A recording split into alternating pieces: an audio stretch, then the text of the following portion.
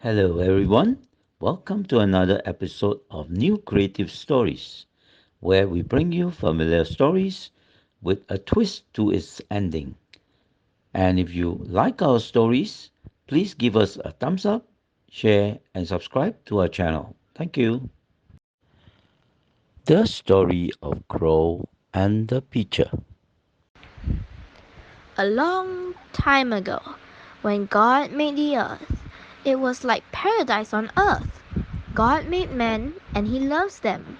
He put Adam and his wife in charge of the Garden of Eden and told them not to eat from the tree of the knowledge of good and evil. But they can eat from all trees in the garden, including the tree of life. God warned them that they should not eat from the tree of good and evil, or they will die.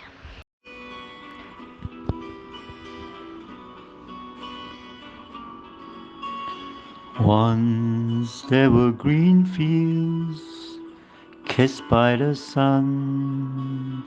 Once there were valleys where rivers used to run. Once there were blue skies with white clouds high above.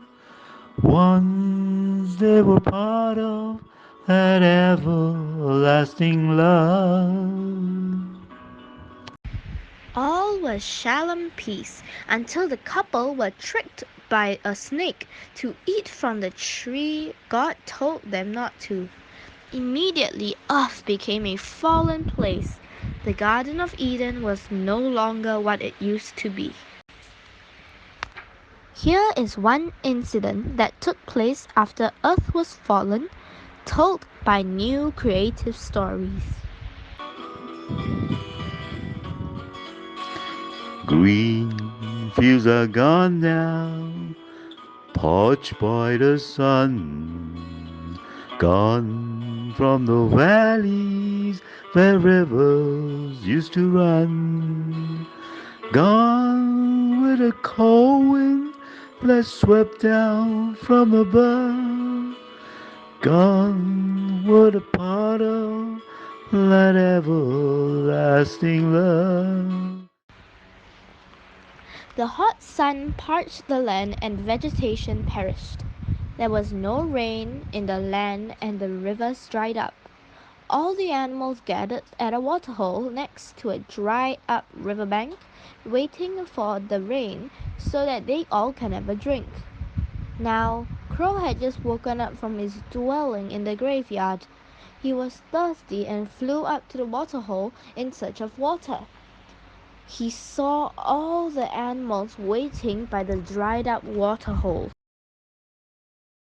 Squawk, squawk, squawk. Hey guys, why are you all lying around here? Shouldn't you be moving around in search of water? Oh, haven't you heard? A prophet by the name of Elijah had prayed for rain, so we're waiting for rain to come. He said, Our God is good and He shall provide for us. God's love is everlasting and we should rely on His grace and that He will never fail us. Elijah told us to pray too about the situation, and we did just that, and now we are waiting for the prayers to be answered, added Lion. Oh my God, Crow replied. Do you guys really believe him? Well, I ain't gonna be waiting forever. I shall find water on my own.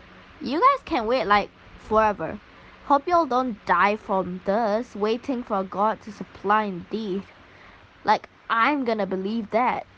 Such foolish animals. I shall by my own works find water, said Crow. Having said that, Crow took off to the sky and he flew around. He flew to the next nearest waterhole but found that it was too dried up. He flew to the mountains where he thought he would find streams of water, but everything was dried up. He flew to the town, he circled around until at last he spotted a pitcher.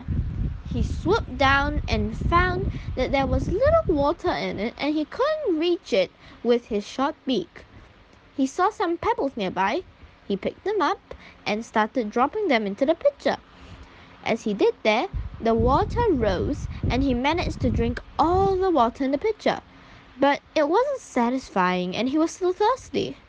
How wise am I to be able to find this pitcher and I was able to drink because I used my brains to drop stones into it, thought Crow proudly to himself. The water wasn't much, but at least I got to drink a bit of water. Well, after the drink, I'm still thirsty. I can't imagine those fools who had the dry water hole. Could they have died of thirst by now? I gotta fly back and see what has happened to those losers back there, said Crow. He was so pleased with himself as he took off into the sky. Soaring high above the sky, he couldn't help but notice the river leading to the waterhole was filled with water. Wait a minute, this can't be happening. If the river's filled with water, then the the waterhole. Oh my god. He flew faster and faster, trying to get to the destination in order to get the answer to the question that was racing through his mind. At last, for Crow had found the answer. He swooped down to the waterhole. Everyone was rejoicing and having a party. Hey Crow, come join us, cried the animal excitedly when they saw Crow.